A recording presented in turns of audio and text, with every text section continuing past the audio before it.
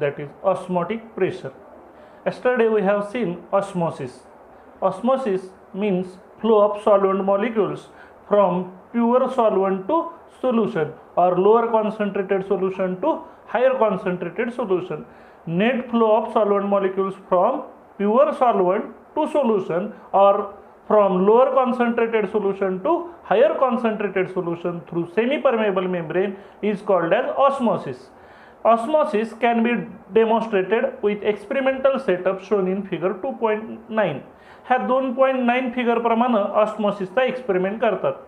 त्यासाठी sugar solution घेतलेलं आहे, त्यासाठी थिसल फनेल घेतलेलं आहे आणि प्रेशर मोजण्यासाठी हायड्रोस्टॅटिक प्रेशर Hg, मर्क्युरीच्या भाषेत H height, G acceleration due to gravity आणि इथं एक सेमी परमेबल मेम्ब्रेन आहे. Semi permeable membrane is firmly fastened across the mouth of thistle tube. बघा, थिसल ट्यूबच्या माउथला एक सेमी परमेबल मेम्ब्रेन बांधलेला आहे जो घट्ट आहे. The solution of interest is placed inside in inverted thistle tube. जी उलटी केलेली थिसल ट्यूब आहे त्याच्यामध्ये आपल्याला पाहिजे असलेलं सोल्युशन आपण त्याच्यात ठेवायचं आहे. आपण त्यासाठी ठेवलं आहे शुगर सोल्युशन. ते शुगर सोल्युशन ठेवलं आहे, सेमी परमेबल मेम्ब्रेन इथं आहे आणि बाहेर प्युअर सॉल्वंट आहे म्हणजे वॉटर आहे. This part of tube and the membrane are immersed in a container of pure water. हा ट्यूबचा भाग ज्याला आपण सेमी परमेबल मेम्ब्रेन घट्ट बांधलेला आहे तो भाग त्या प्युअर वॉटरच्या कंटेनरमध्ये उलटा टाकायचा या फिगरमध्ये दाखवल्याप्रमाणे. As a result some of the solvent passes through the membrane into the solution. आणि त्यामुळं इथं ऑस्मॉसिस चालू होणार, कारण सेमी परमेबल मेम्ब्रेन आहे, खाली सॉल्वंट आहे आणि वर सोल्युशन आहे. म्हणजे सॉल्वंट मॉलिक्यूलचा फ्लो चालू होणार सोल्युशनकडून सॉल्वंटकडे.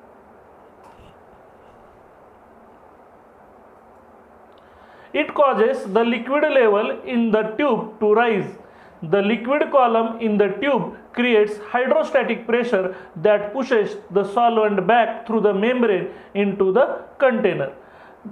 लिक्विड लेवलमध्ये आपल्याला तिथं राईज झालेली दिसेल की लिक्विड कॉलममध्ये ट्यूब काय करतं, प्रेशर क्रिएट करतं, ज्याच्यामुळं सॉल्वंट हा परत यायला लागतो मेम्ब्रेनमधनं कंटेनरमध्ये, म्हणजे सोल्युशनकडून वॉटरकडे ह्या कंटेनरमध्ये यायला लागतं.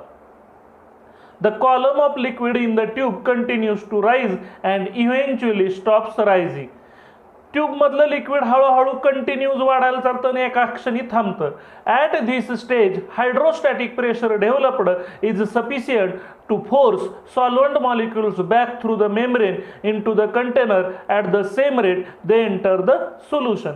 आणि त्यामुळं तिथं ज्यावेळेस हा फ्लो थांबेल त्यावेळेस असं एक प्रेशर क्रिएट झालेलं असतं की जे प्रेशर थांबवतं, कुणाचा फ्लो थांबवतं, सॉल्वंट मॉलिक्यूलचा सोल्युशन मधून सॉल्वंटकडे. म्हणजेच ज्या क्षणी सॉल्वंटचा फ्लो थांबतो त्या क्षणीचं प्रेशर म्हणजे ऑस्मोटिक प्रेशर आणि ते आपल्याला त्या एक्सपेरिमेंटमध्ये मोजता येतं. म्हणून ज्या क्षणी ऑस्मोसिस म्हणजे फ्लो ऑफ सॉल्वंट मॉलिक्युल्स थांबेल त्या क्षणी क्रिएट झालेलं हायड्रोस्टॅटिक प्रेशर म्हणजे असतं osmotic pressure. An equilibrium is thus established where rates of forward and reverse passages are equal. The height of liquid column in the tube remains constant. This implies that the hydrostatic pressure has stopped osmosis. म्हणजेच तिथं दोन flow चालू होत, खालनं सॉल्वंटकडनं सोल्युशनकडे, छोटा होता म्हणजे त्याचा rate कमी होता आणि वरनं सोल्युशनकडनं सॉल्वंटकडे त्याचा रेट हाय होता.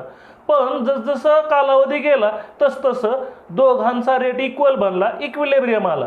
म्हणजेच फॉरवर्ड आणि रिव्हर्स रिॲक्शनचा स्पीड इक्वल आला आणि त्या क्षणी ती जी ट्यूब आहे त्याच्यातल्या लिक्विड कॉलम आहे त्याची हाईट कॉन्स्टंट राहिली. म्हणजे आपल्याला कळतं ज्याच्यावरनं की बाबा आता फ्लो बंद झाला आहे. म्हणजेच हाईट ऑफ लिक्विड कॉलम जर कॉन्स्टंट राहिली तर फ्लो ऑफ ऑस्मोसिस बंद झाला आहे आणि त्या क्षणी आपण असंच समजायचं की हायड्रोस्टॅटिक प्रेशर त्या प्रेशरनं ऑस्मोसिस थांबवले. ज्या प्रेशरमुळे ऑस्मोसिस थांबते त्याच प्रेशरला ऑस्मोटिक प्रेशर असं म्हणतात.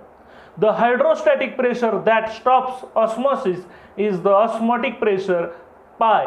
ऑस्मोटिक प्रेशरचं नोटेशन आहे पाय ऑफ द सोल्युशन. म्हणून जे हायड्रोस्टॅटिक प्रेशर ऑस्मॉसिसचा फ्लो थांबवतं त्या प्रेशरला ऑस्मोटिक प्रेशर असं म्हणतात. The hydrostatic pressure is equal to H rho G. H means height of liquid column in the tube. Rho is the density of solution. आपण sugar solution घेतलं होतं म्हणून शुगर सोल्युशनची डेन्सिटी घ्यायची. आणि G म्हणजे acceleration due to gravity. म्हणजेच आपल्याला pressure calculate करायचं असेल तर फॉर्म्युला वापरायचा. हाईट त्या कॉलमची घ्यायची, त्या सोल्युशनची डेन्सिटी घ्यायची आणि जीची किंमत, ॲक्सलरेशन ड्यू टू ग्रॅव्हिटीची किंमत टाकायची. आपल्याला हायड्रोस्टॅटिक प्रेशर मिळतं, ते म्हणजेच ऑस्मोटिक प्रेशर. अशा पद्धतीने ऑस्मोटिक प्रेशर मोजलं जातं. रिमेंबर, लक्षात ठेवा. It is important to note that osmotic pressure is not the pressure produced by solution. ते सोल्युशनमुळं तयार झालेलं प्रेशर नसतं. इट एक्झिस्ट ओनली व्हेन, म्हणजे सोल्युशन एकटं असेल तर हे प्रेशर कधीच अस्तित्वात नसतं. ते कधी अस्तित्वात असतं? Only when the solution is separated from the solvent by a suitable kind of semi permeable membrane. ज्यावेळेस सोल्युशन जवळ सेमी परमेबल मेम्ब्रेन असेल त्याच वेळेस हे प्रेशर क्रिएट होतं. म्हणजे एकटं सोल्युशन जर बीकरमध्ये ठेवलं तर त्याला कधीच ऑस्मोटिक प्रेशर नसतं. त्या बीकरच्या कॉन्टॅक्टमध्ये ज्यावेळेस सेमी परमेबल मेम्ब्रेन येईल त्यावेळेस ते प्रेशर क्रिएट होतं. ते प्रेशर क्रिएट होण्याचं कारण सांगतो. सॉल्व्हंट मॉलिक्युल्सला सेमी परमेबल मेम्ब्रेन जाऊ देतो, परंतु सोल्यूट मॉलिक्युलला जाऊ देत नाही. मग ते सोल्यूट मॉलिक्युल ह्या सेमी परमेबल मेम्ब्रेनवर आदळतात, कोलिजन्स होतात आणि त्याच्यामुळे ते ऑस्मोटिक प्रेशर क्रिएट होत असते. म्हणजेच ऑस्मोटिक प्रेशर क्रिएट व्हायचं असेल तर सेमी परमेबल मेम्ब्रेन दी मस्ट, तो आवश्यकच आहे. त्याच्याशिवाय ऑस्मोटिक प्रेशर कधी क्रिएट होत नाही. Isotonic, hypertonic and hypotonic solutions.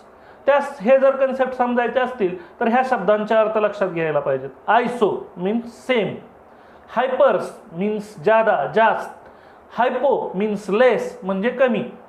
Isotonic ज्या दोन सोल्युशनचं ऑस्मोटिक प्रेशर सेम असतं.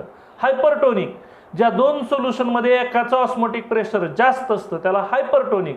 आणि हायपोटोनिक ज्या दोन सोल्युशनमध्ये एकाचं ऑस्मोटिक प्रेशर कमी असतं त्याला हायपोटोनिक सोल्युशन म्हणायचं. बघूया definition. Isotonic solution, two or more solutions having same osmotic pressure are said to be isotonic solutions. जेव्हा दोन किंवा दोनपेक्षा जास्त सोल्युशनचं ऑस्मोटिक प्रेशर सेम असतं त्यावेळेस त्या सोल्युशनला आयसोटोनिक सोल्युशन्स असं म्हणतात. आयसो सेम. एक्झाम्पल, जर आपण 0.1 मोलार युरिया सोल्युशन घेतलं आणि 0.1 मोलार सुक्रोज सोल्युशन म्हणजे साखरेचं सोल्युशन घेतलं तर ते आयसोटोनिक असतात. कारण त्यांचं कॉन्सन्ट्रेशन सेम आहे म्हणून त्यांचे ऑस्मोटिक प्रेशर सेम असतात. आणि म्हणून ऑस्मोटिक प्रेशर सेम आले की त्यांना म्हणायचं isotonic solution. Such solutions have same molar concentrations but different concentrations in gram per liter. ह्यांचे मोलार कॉन्सन्ट्रेशन सेम होते पण ग्राम पर लिटरचे कॉन्सन्ट्रेशन वेगवेगळे असतात. If these solutions are separated by semi permeable membrane there is no flow of solvent in either direction. जर आता आपण वर उल्लेख केलेली 0.1 मोलार युरिया आणि 0.1 मोलार शुगर सुक्रोज सोल्युशन जर सेमी परमेबल मेम्ब्रेनने सेपरेट केले तर त्यांच्यामध्ये फ्लो सॉल्व्हंट मॉलिक्युलचा चालूच राहत नाही. कारण दोघांचा ऑस्मोटिक प्रेशर सेम असल्यामुळं तिथं फ्लो सॉल्व्हंट मॉलिक्युलचा चालू राहत नाही. Hypertonic and hypotonic solution. If two solutions have unequal osmotic pressure, equal असले की आयसोटोनिक आणि अनइक्वल असले की एकाला म्हणतात हायपरटोनिक आणि एकाला म्हणतात hypotonic. The more concentrated solution with higher osmotic pressure, ज्याचं कॉन्सन्ट्रेशन जास्त आहे आणि ज्याचं ऑस्मोटिक प्रेशर हायर आहे is said to be hypertonic solution. म्हणून हायर ऑस्मोटिक प्रेशरवाल्या सोल्युशनला म्हणतात hypertonic solution. The more dilute solution exhibiting lower osmotic pressure is said to be hypotonic solution. आणि ज्या सोल्युशनचं ऑस्मोटिक प्रेशर लोअर असतं, कमी असतं, त्याला म्हणायचं hypotonic solution. For example, if osmotic pressure of sucrose solution is higher than that of urea solution. समजा sucrose सोल्युशनचं osmotic pressure जास्त आहे युरिया सोल्युशन पेक्षा, then sucrose solution is hypertonic. मग सुक्रोज सोल्युशनला म्हणतात hypertonic to urea solution and urea solution is hypotonic. त्याचं osmotic pressure कमी आहे म्हणून त्याला म्हणायचं hypotonic to sucrose solution. Thank you.